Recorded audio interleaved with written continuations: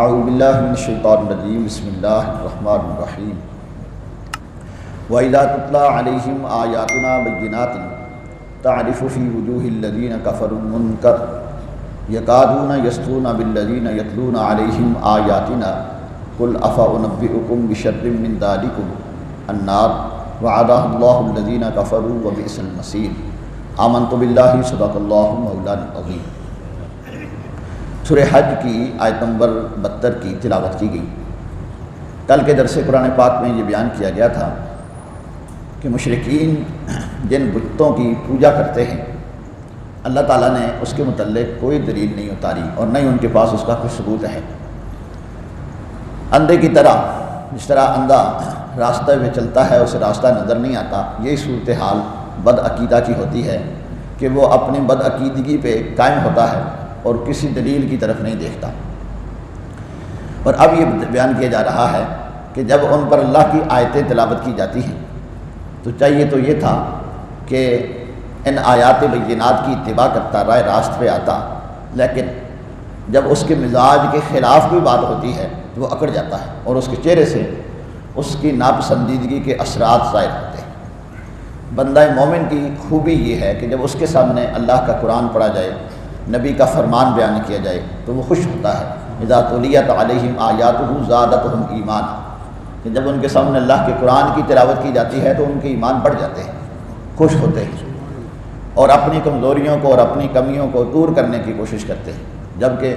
بے ایمان انسان، بدعمل انسان جب اس کے سامنے اللہ کا قرآن پڑھا جائے، نبی کا فرمان پڑھا جائے، بجائے اس کے کہ اپنی خامی کو دور کرے،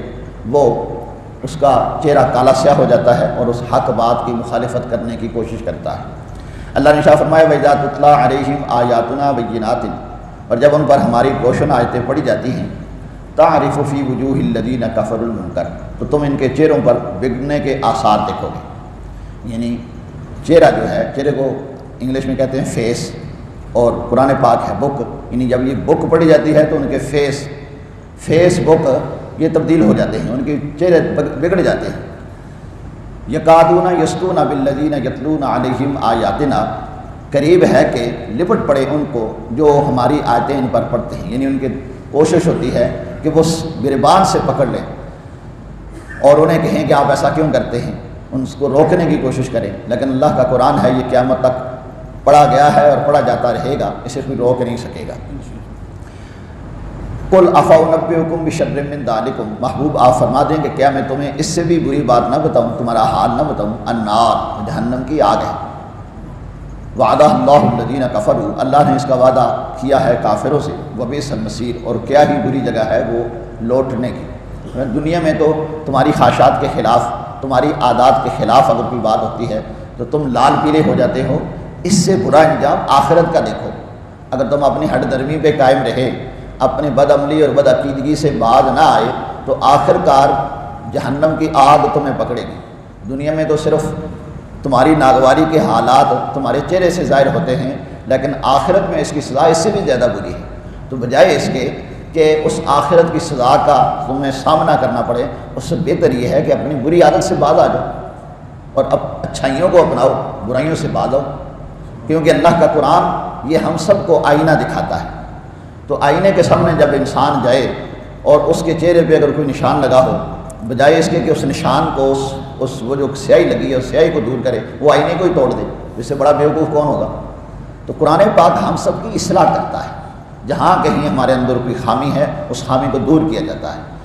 قرآن پاک چونکہ عالمی کتاب ہے، پوری دنیا کی کتاب ہے، لہذا پوری دنیا کے اندر جو کوئی فساد ہے، خواہ وہ عقیدے کا فساد ہے، خواہ وہ عمل کا فساد ہے، قرآن پاک سب کی اصلاح کرتا ہے۔ تو جہاں عقیدے کا خلاف فساد ہے، مثال کے طور پر ہندو کے سامنے آپ یہ آیتیں پڑھیں اور اسے کہیں گائے کی پوجا نہ کر، بت کی پوجا نہ کر، تو اس نے خوش تو نہیں ہونا،